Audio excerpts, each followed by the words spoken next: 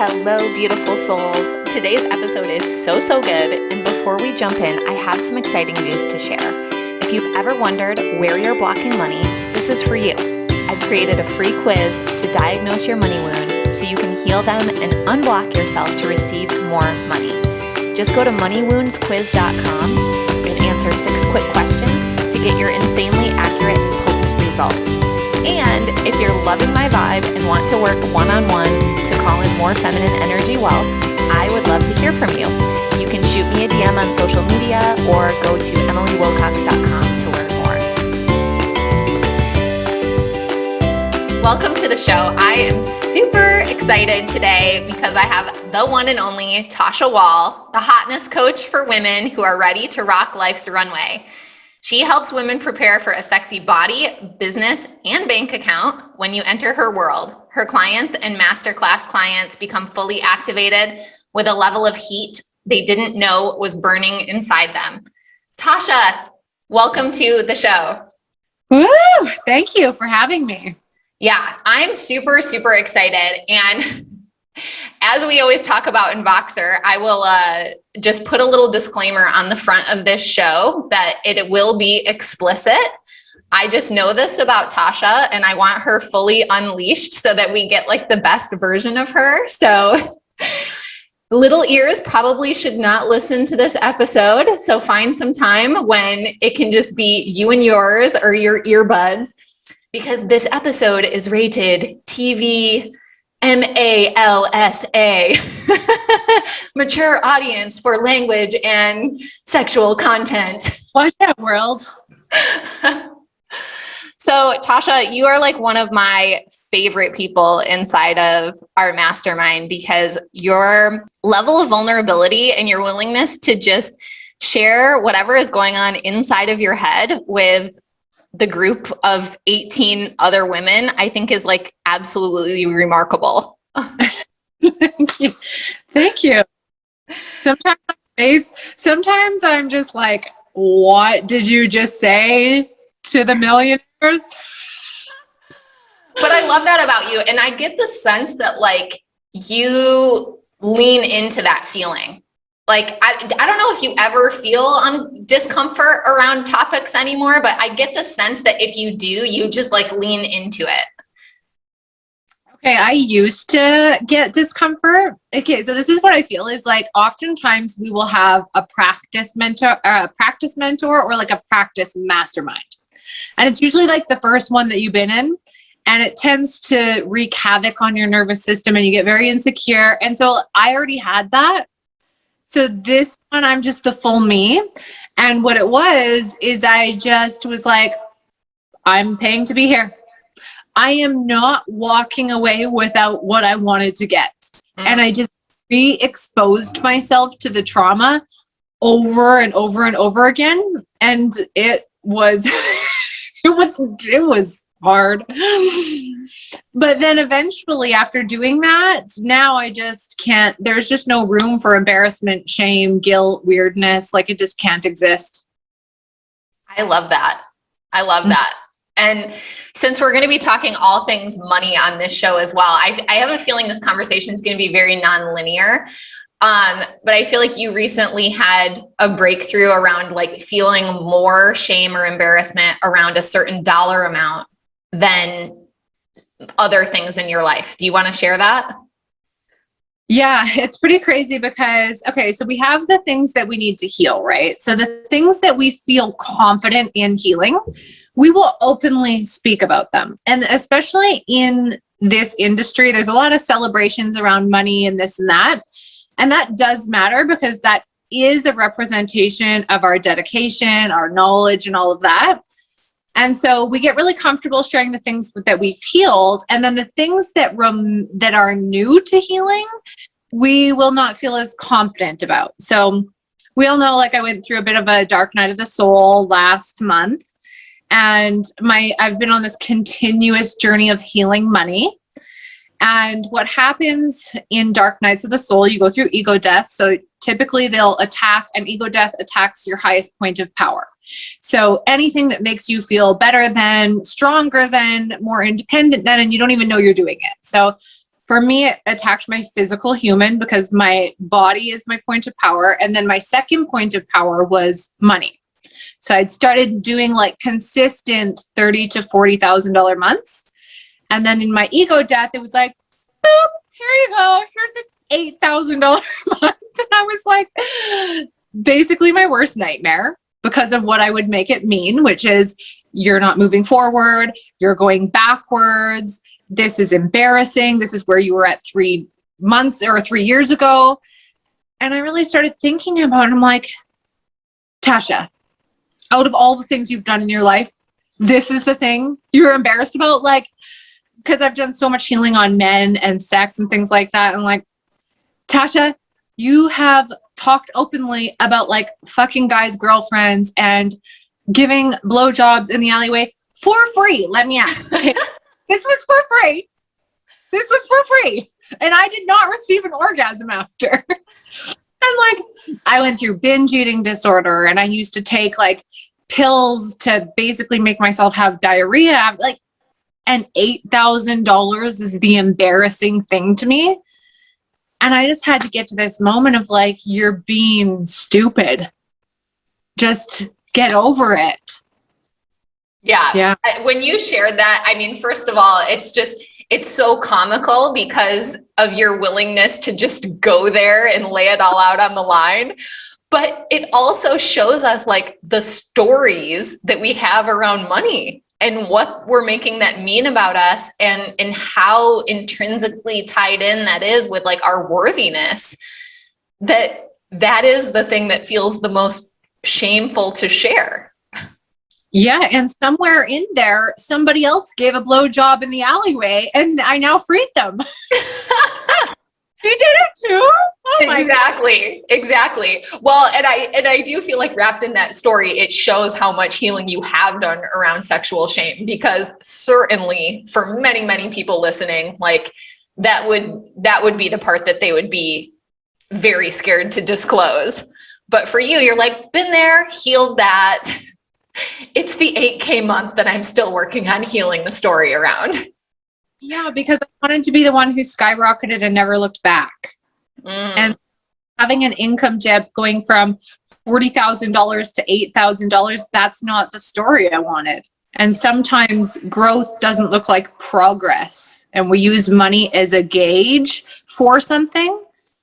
Yeah. And what I realized is like I was using money as a gauge for, okay, now I'm worthy of, or for basically being able to lean back. When I make this much, I can lean back. Once I hit this much, I can lean back. Like once I hit, relax. Yeah. Well, and the timing was interesting too, because it was right when you were deciding about whether or not to rejoin the mastermind for another year, which is like a really significant financial investment.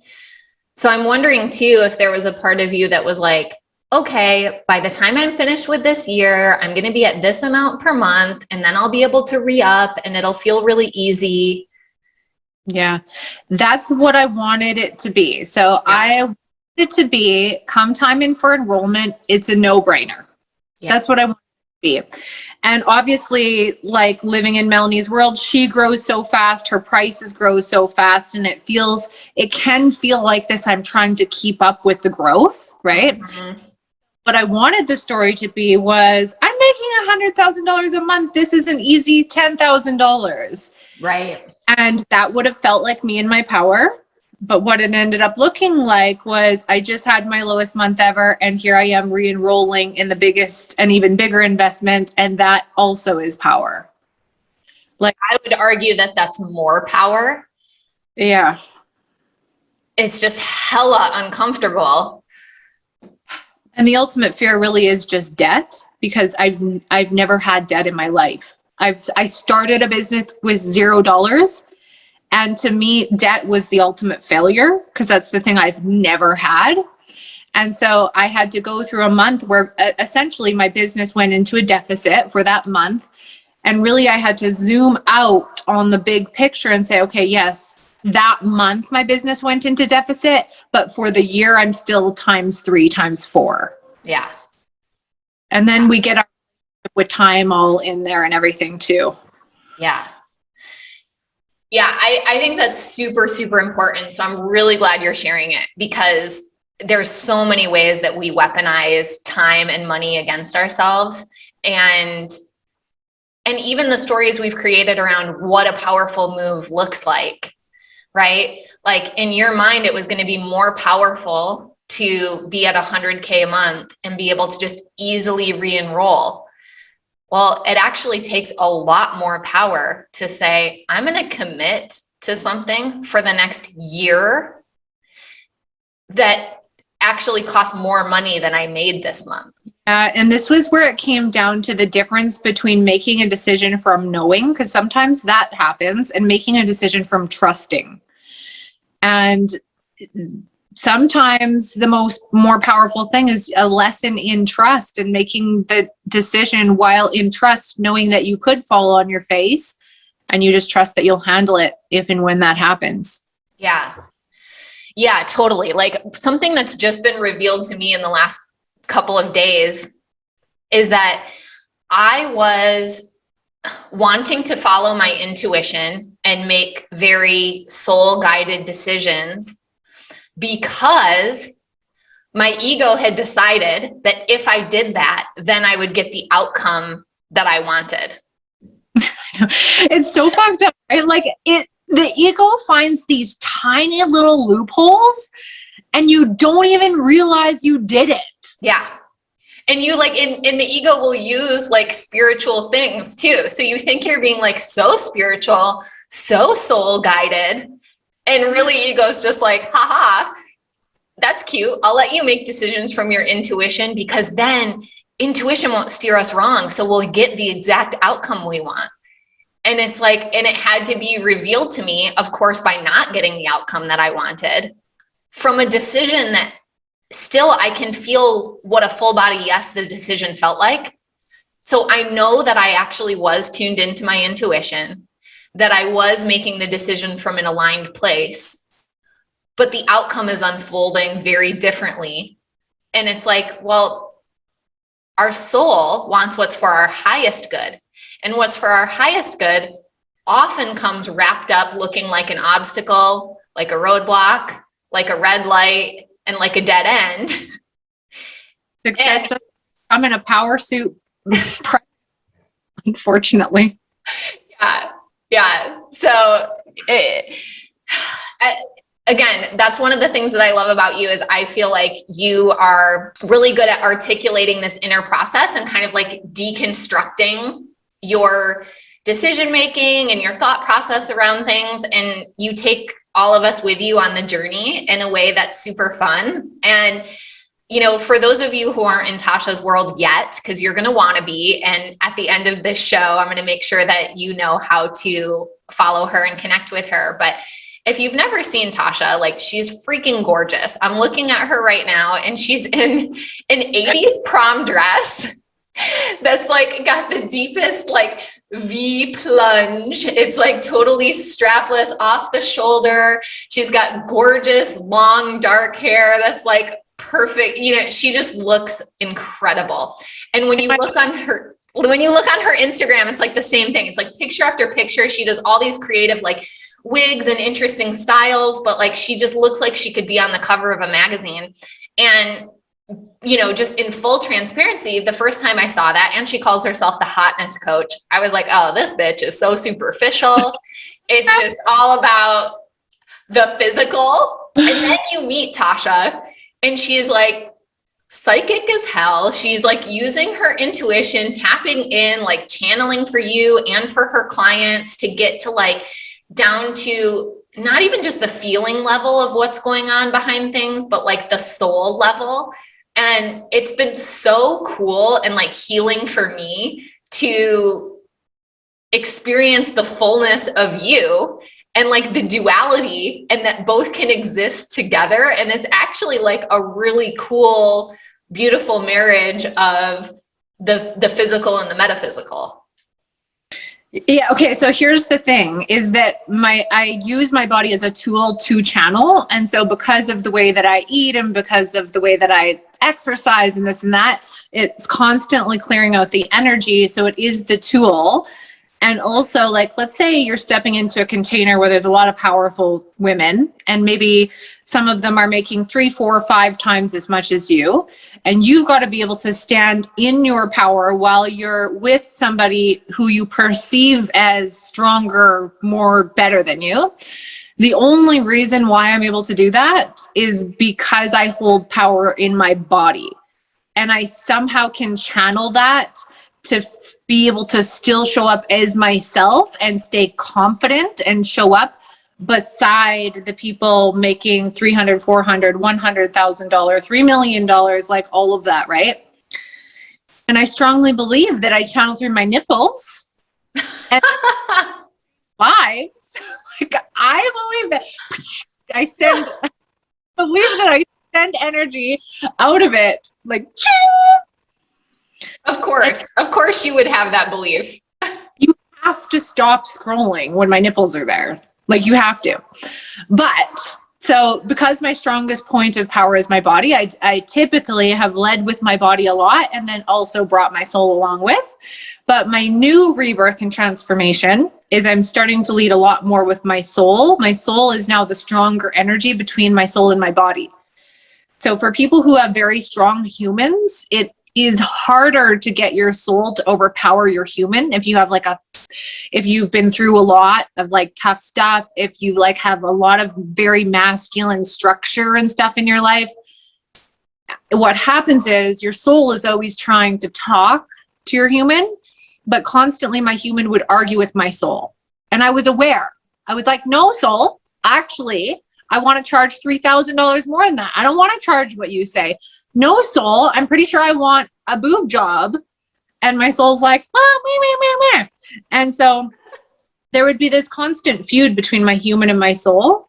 And when you go through an ego death, you have no choice but to start listening to your soul. And so this new phase is like being more guided by soul. And my body's just there. My body's never going to, like, I don't even have to mention my body because it's so obvious. Yeah. Like it does not even a thing. Yeah. So soul guided. I love that. And I'm curious, in your business, do you tend to attract clients that are more interested in the body transformation, or that are more interested in the intuitive guidance, or is it a mix? In the beginning days, it was more the body transformations. So that tends to be all my passive income now.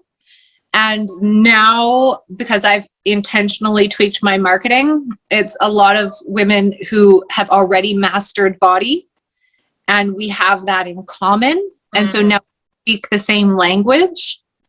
There's something very specific about someone who's gone through a body transformation or feels things inside their body. Now you're speaking the same language, and now you can evolve in business together. And so now I'm attracting more intuitives and everything like that. Almost everyone is an entrepreneur now. Yeah. That's so interesting. And I love it because like we do get to grow and evolve in our businesses, and we get to play and do what feels fun in the moment. Yeah, there's so many different phases. I'm sure all of us had that phase of when we were coaching everyday women, right? We were coaching everyday women, and then we have switched to more like entrepreneurs or whatever it is. So that's why I think it's really awesome to have in your business different levels and stages and different opportunities for people to either access your content or you. Because although you might be past the everyday woman phase of your life, that is important. Yeah.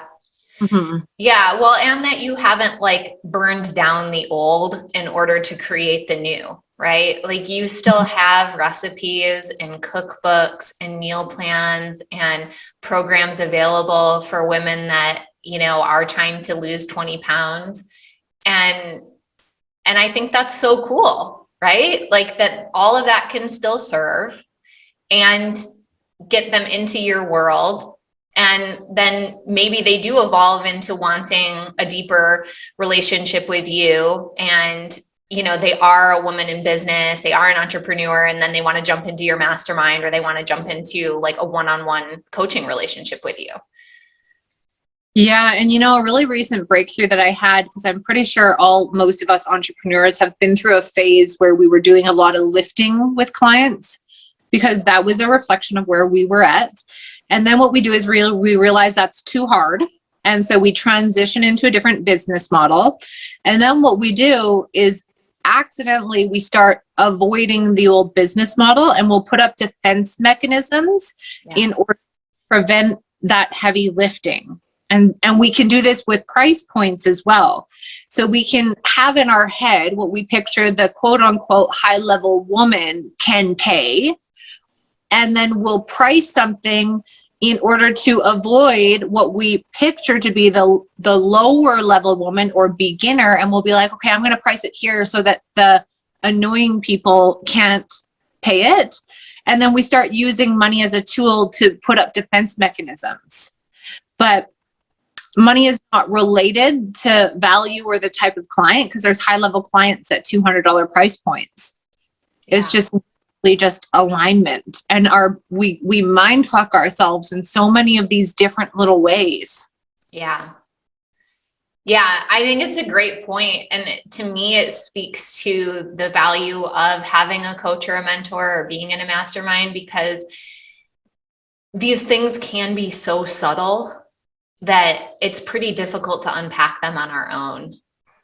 It's like, oh, I'm feeling a little something with my pricing. What is it? Can you help me figure this out? And give me some feedback. Yes. And we will blame the price point for the type of client it attracts, but really it's the reflection of where we are at that's attracting the clients. It's not the price point. Yeah. And then we blame the price point. Yeah. I know it's super interesting. And I find, that so many of my breakthroughs, like it starts with like just a little whisper. It's like something just feels just like a little bit off, or there's evidence of something being a little bit off, right? Like the new clients aren't coming in, or the revenue level is not quite where you want it to be. But then it's like, it's kind of like finding the needle in the haystack, because it's not this glaring, shouting thing. And it'd be easy to ignore if you weren't actually very committed to leaning in and going deeper. Like, oh, that's probably not worth mentioning, or, oh, I'll just sit on it a little longer. Oh, it'll sort itself out. And then you just look at that tiny little, the cool thing is that once you've done all this work, it's a little tweak that makes a huge difference. Yeah. But you often need an intuitive or a mentor to help you find that little tweak, because it's so buried under weird shit. Yeah. And usually like under a few layers of defensiveness too, right? Because I know as you've been exploring your price points, like there was a while where it was sort of like, no, I like my price exactly where it's at. Mm-hmm. And then it was like a few days later, here's what I'm thinking, or here's what I'm feeling. And it took you a few weeks to kind of come to the ultimate conclusion of what was actually happening. Yeah. So what can happen sometimes, or in my instance, is we will price something maybe fairly high because we have in our head somebody who's going to take a lot of lifting, but we'd still be okay with it. So we're like, okay, I have in my head this person, and based on the people I've taken in the past, not based on the even better client. And then we will price according to that structure instead of the price that actually just comes through from your soul. Because we'll be like, no, soul, that's too cheap. Soul, you're screwing me over here. Fuck you, soul. I'm not listening.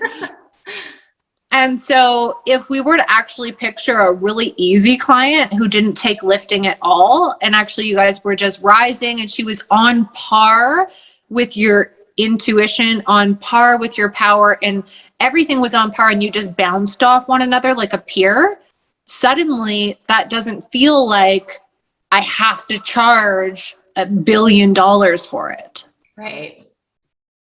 Yeah. Yes. I love that. And I'm really excited for you with this breakthrough to see like the next wave of clients that you call in. Cause I just have this feeling that you're going to be in Voxer every day being like, you guys, like I love. the clients that I'm working with right now. Like these women are amazing. And I tend to attract really like sexually liberated, like I've attracted, like I work with like strippers or like escorts or ex-escorts, like people who are really wanting to kind of like own their slut. You know, I tend to attract type of women because I finally, you know what's the most healing thing? To look at back at something you're ashamed of and look at it like it's just a hilarious joke. Yeah. Like once I stopped thinking about that stupid blowjob in the alleyway is like, oh my God, you were on your knees and this and that, and he barely knew your name. And I was like, it's just a funny fucking joke. You were just owning your power. Yeah. You just owning your sexuality, and probably he's going to talk about you till the day he dies. Yeah, I'm not surprised at all that that's the type of women that you attract, because you are so in your power around sexuality, and like there's 0 ounce of shame in you and judgment, right? And so when I think about like, you know, women who have been sex workers, like they get judged all the time. So of course they're not going to want to hire a coach or a mentor that's going to have even like 1 ounce of judgment against them for the choices that they've made. Yeah. And Cassie was so healing for me from the Hypermind too. And I know she's probably going to come on your podcast as well. Like just when you own it, because she has a background in the adult film, in an adult film. And she came and she was like, yeah, I was in porn and it was really fun. And I was like, what? Okay. Then all the stuff I did was really fun too. Yeah. Yeah. I love that. Well, and you know, like I came into the Hypermind and I was immediately like so triggered around all of the sex stuff. But I knew, I was like, okay, this is coming forward for me. Like clearly there's sexual shame to be healed and like more empowerment that can happen. And so I just kind of like leaned into it and started having, you know, tough conversations like with my partner, and started like doing more healing with myself and reading books and like, and it's been amazing. Like yeah, it's like, as soon as we start looking at all of our triggers as like something that's coming up for healing, it's like, it's up to us. Do we want to stay triggered? Or are we ready to lean in and look at it? The funniest part of all of it is how vanilla I am now. Yeah. Don't anybody tell my husband about my spicy past, because then he's going to remember that blowjobs exist. Don't anybody tell him.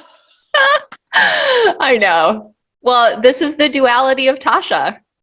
You are just, you know, you hold it all. And I love that about you as well. I fully own my vanilla-ness as well. You do. Yeah. There's nothing wrong with it, as long as you're not desiring something else and then just getting stuck with vanilla. Yeah, I just don't need to be spanked, choked, and thrown against the wall to have an orgasm. Like I can have an orgasm missionary. Like I can simple missionary sex, and I've convinced my husband it's the best sex he's ever had in his life. It probably is.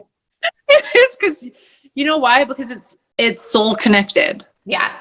You can take something super simple and add something like eye contact, and all of a sudden you up level it like 10 times. Yeah. Yeah. Yeah.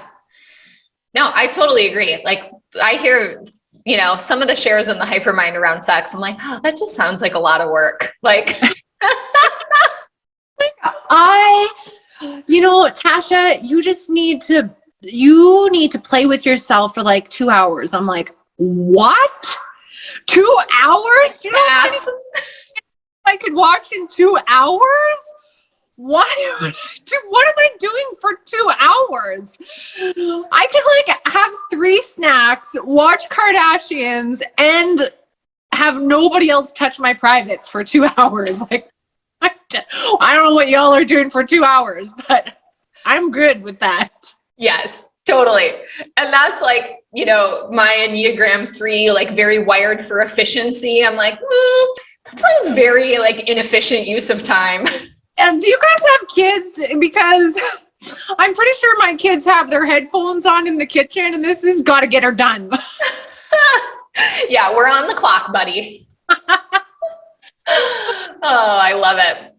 So I'm curious, like, have you always been an entrepreneur? Did you ever work like a 9-to-5 corporate job before you became the hotness coach? I worked as server, and I was the worst server in the world because I would not smile. Like, I wouldn't smile because I don't just walk around with a smile. So men would say to me like, ooh, okay, and can I get a smile with that? And I would literally be like, can you say something funny? Because yeah, why would I smile? Anyways, I did serving jobs. And that was mostly what I did before I became an entrepreneur. Oh, I also worked with people with disabilities too. I know, crazy. Right?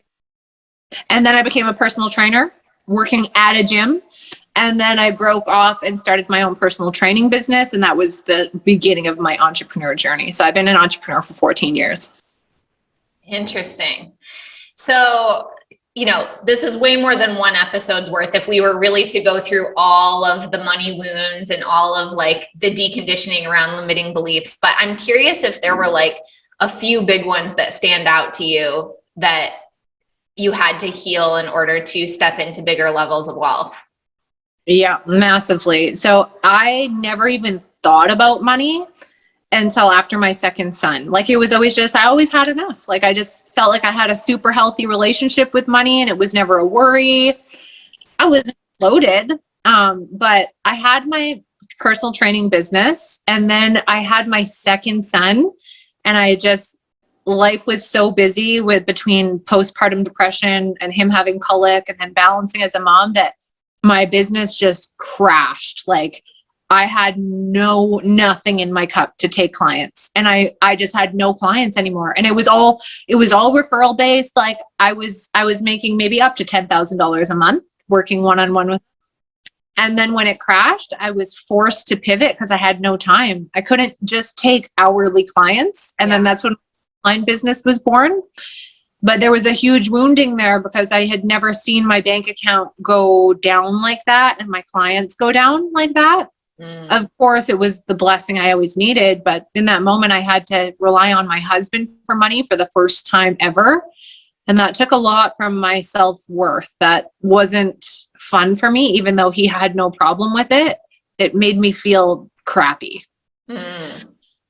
So that was the biggest one, because after that, I always had a fear of clients running out or money running out, because that was my first experience with it running out. So I spent a lot of years white knuckling. Yeah. So do you feel like there were certain money wounding that you had from childhood? Like any feelings around there's not enough, or you have to work hard for money, or people that have too much money are, you know, evil or bad and taking it away from the rest of us?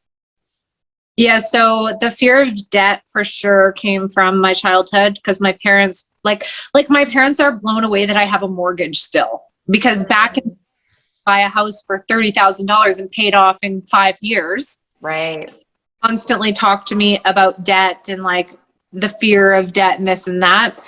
And then it also affected my worthiness around receiving money, and where it showed up most was receiving money from men, and it showed up mostly in like dating, because my parents, for example, my parents would never take us out for dinner. That wasn't a thing that we did. And if we did, it was like, you order water. You don't order chocolate milk. You order water.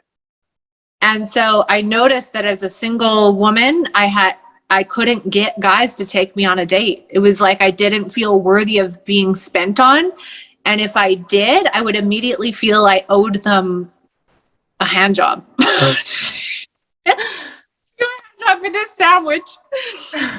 So what would happen is I was always really good at getting my desires, like getting the guy, getting the hot guy, but never in the way that I wanted. And I wasn't able to keep them around. And it was because of worthiness. What I really wanted was a man to hold me and take care of me. And I just attracted douchebags where I had to pay for everything. And so once once I worked on that, like it was money and worthiness and men was so wrapped up together. Yeah. Yeah. And once I kind of worked on that, then I found my husband. Interesting. Yeah. So it feels to me like maybe you were able to heal a lot of your relationship with money through your relationship with your body and self-image. Yeah. Like, okay, now I'm super hot. So now I deserve the date. Now I'm super hot. So now I deserve to be wifed up. So that was, and although that's not the angle I would take now, that was the first step that I had to build to like feeling worthy. Yeah. Yeah, I can see that for sure. So how did you go from, as you call it, white knuckling in your business, which I think we can agree is masculine energy, right? The grip, the control, the needing it to be a certain way, to having a little bit more trust or a little more feminine energy around the business and the receiving of money? Oh, yeah. Oh, Melanie was the biggest turning point for me there, because before it was, I would always change what I was doing. And there was a piece of that that helped me grow. But Melanie was the thing in helping me go deeper. And once I learned the defense mechanisms, that's when things really broke through for me. So I'm trying to think if I could like pinpoint it. And I don't think I can like pinpoint it to one thing. Yeah. I like just constantly asking questions, just constantly bringing stuff to the table. Yeah. Yeah. Oh, you know what it is? Identifying fear. Because it was always me white knuckling was me running away from the fear. Big piece. And it was like the fear of debt primarily, you think, or the fear of... Yeah, running away from the income dip. Yeah. So like, okay, I'm not chasing money anymore. But then instead of chasing money, I would run away from the dip. Yeah. Again, a mind fuck. Yeah. And I'd be like, but I'm not chasing money. I don't understand. I'm not chasing money. I just need to hit exactly what I hit last month or more, and we're good. Yeah. To say that I succeeded, to say that I grew, because my worst nightmare is not growing. My worst nightmare is going backwards because I worked too hard to go backwards. Yeah. And what does it mean about you if you go backwards? Yeah. And then not having to prove myself anymore. Because so it was, okay, I have to prove myself to men. Okay. So now I've healed that. So then what I was doing is I have to prove myself as a powerhouse in the industry so that I'm worthy of people hiring me so that we can do life together, because that's what I want.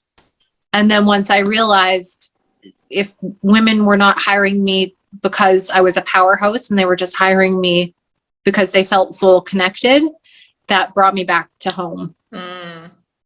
Yeah.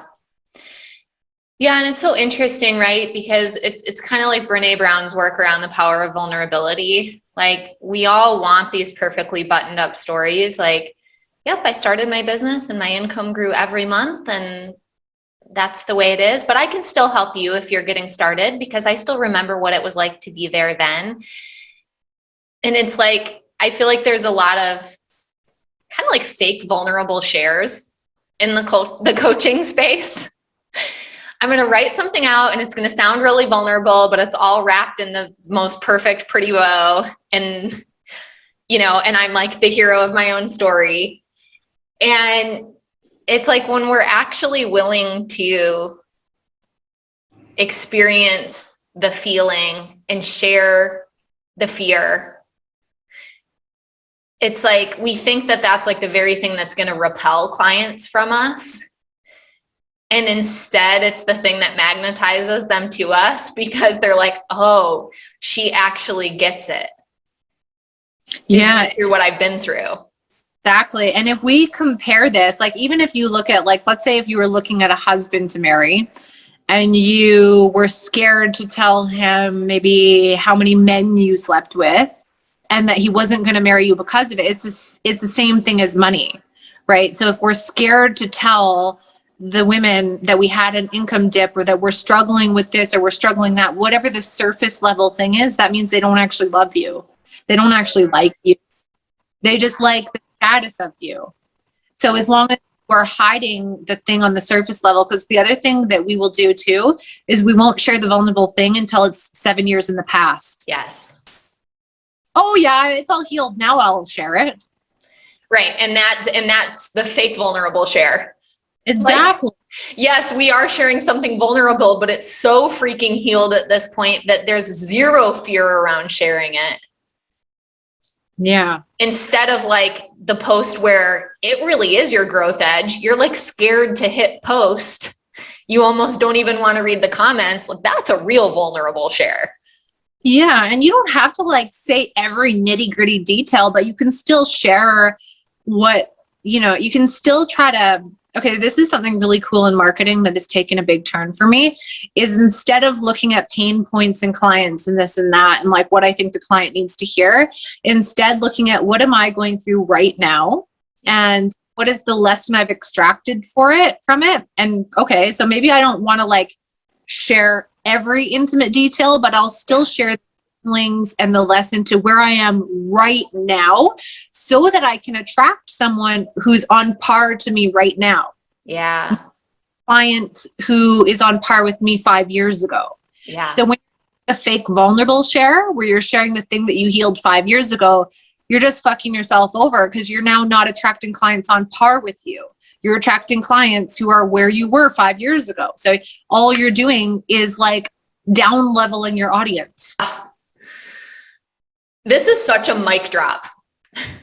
This is such a mic drop because this happens all the time. They're diluting because you're diluting your fear. You're diluting your energy. So now what you're doing is you're attracting the lesser version of you because you're diluting it. And now you're making yourself invisible to the people who are on par with you. Yeah. I also wonder, Tasha, if we attract clients that want us to be their savior when we do that, because essentially like we're sharing something that's so healed that it's like, I kind of feel like we would then tend to attract a client that's like, oh, she can totally help me with this. Like she's going to fix this for me. Instead of when we can share something that's a little more current, a little more raw, a little more vulnerable, we're actually attracting the client that says like, I see her in her power and I want to be near her, not she's going to fix my ish for me. Yeah, because you basically put yourself on a pedestal. I agree with that 100%. And here's even something that I could today is tweak is what we'll find or what I do, like my strategy, my masculine energy thing to do when I'm not feeling inspired or I'm just feeling blah or meh. And I don't feel like I can come up with a post. Sometimes I'll just go back to like some old content that did really good and I'll reuse the old content, put a new picture and basically band-aid my energy, essentially, is making me realize. Whereas if I did the thing that would be a little bit harder and drop into my feeling of meh and make a post in my meh, that would probably actually be more efficient than the old post.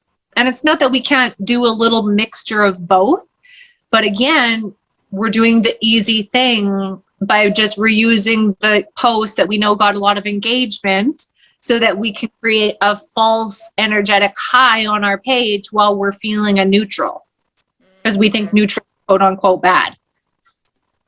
Yeah. This is so interesting. Like not where I expected the conversation to go, but I feel like I'm connecting so many dots right now. Yeah. Same. Yeah.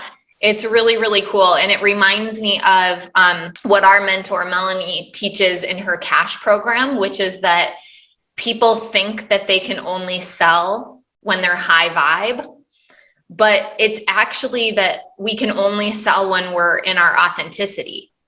So if we think we can only sell when we're high vibe, and then the rest of the time we're faking it and we're pretending to be high vibe, it doesn't work. Right? But we could actually sell from meh, We could actually sell from sadness. We could actually sell from annoyance if we allowed ourselves to show up authentically in that energy. Because that is alignment, and because the connection always overrides. So yeah, that's like, I'm the same. I'm still putting like dots together on all of that. It's pretty cool.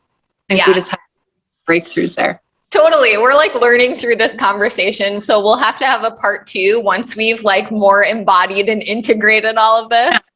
Well, because there's the yang, right? So there's the light and the dark. So the shadow is just as magnetizing as the light. When you just allow yourself to be in the shadow, that's half of your energy. That the pull, that's the lustier feeling, that's the rootier feeling, the more sacral sort of feelings. And so by embracing your shadow and being in your shadow and allowing yourself to use magnetism to pull things in from that space, if you happen to be in that space, and if you happen to be in light, then pull things in from the light. Well, actually, like the shadow is more of a like pull in, and the light is more of a blast out, like an expansion energy. And I think that comes down to like the inhale and the exhale of life, right? So you can't always be exhaling the light. You've also got to be inhaling, exhale. That's what gives your business life and a heartbeat. Ooh, yes. So without the shadow piece, without the inhale and the exhale, it's just a layer of you. It's not actually the life of you. It's not your heart. It's not connected to your heart. It's essentially dead energy. Yeah. Yeah. I love that. And just trusting both, right? Like the inhale and the exhale, it's such a good analogy because it's like we equally need both, right? And I've heard a poet write about whales, and it's like whales need to dive deep in the ocean. Like that's super important for them. It's where they eat, they play, they do all this kind of stuff, but they also equally have to come up to the surface to breathe. They need both. So they need the depth and they need the surface. And I think often we're either judging the inhale or the exhale. We want to be deep all the time, and we judge when we have to come back up to the surface, instead of just accepting the fact that there's actually so much divine intelligence in the way that we're built, in the way that we're supposed to do life. And here's a really cool way that we could find balance with like working and also relaxing is like, let's say there are entrepreneurs out there who sell everything evergreen. And so that's all like old content, old energy. But what you'll see with them, like Amanda Francis is an example, she's got everything on evergreen, but most of her posts are present. Most of the time she's posting, she's pulling inspiration from where she is right now. Yes. And she's still pulling in other people who are a little further back in their money journey. But because her energy right now is present, I think that's what's like keeping the life in her business. I mean, I don't know but the behind the scenes, but I feel like that's probably a good, efficient way. Yeah. Yeah, absolutely. It's like just playing with the energetics, and you know, and you have stuff that's older too. And like, I've seen you still like loving that version of yourself, honoring her and honoring the women that are a match for that. Right. So it's like, I think it's the judgment around it, or the feeling that it's old and therefore it's not as good because we don't resonate as much with it now. It's like that story is what makes it bad. Doesn't have to be bad. Mm-hmm. You know, I've listened to some of Melanie's stuff from 6 or 8 months ago, and I'm blown away by it. Yeah, I know. For me, it still feels great right now. Probably for her, if she listened to it, she could see how far she's come since then. Yeah, and trusting people will be guided to what they're supposed to get out of it. Yeah, absolutely. So on this topic, I'm curious, like, do you have any financial goals or dreams around like passive versus, I guess we'll call it active income each month? Yeah. Okay. So if I had to like write out the dream scenario, I feel like I would be doing at least, say, $10,000. Or, you know, what'd be cool if all my passive stuff covered basically my bills and my needs, quote unquote needs. And if my current stuff, my active income was overflow, I feel like that would feel super good to me. Yeah. Then my active stuff would just feel optional, right?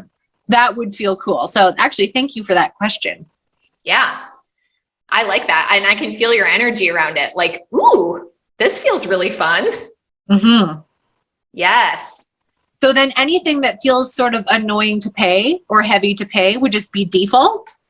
And then additional would just be extra, the stuff that really lights you up. Yeah, I love that. Awesome. Well, listen, can you share where you're hanging out on the internet, how people can follow you and connect with you?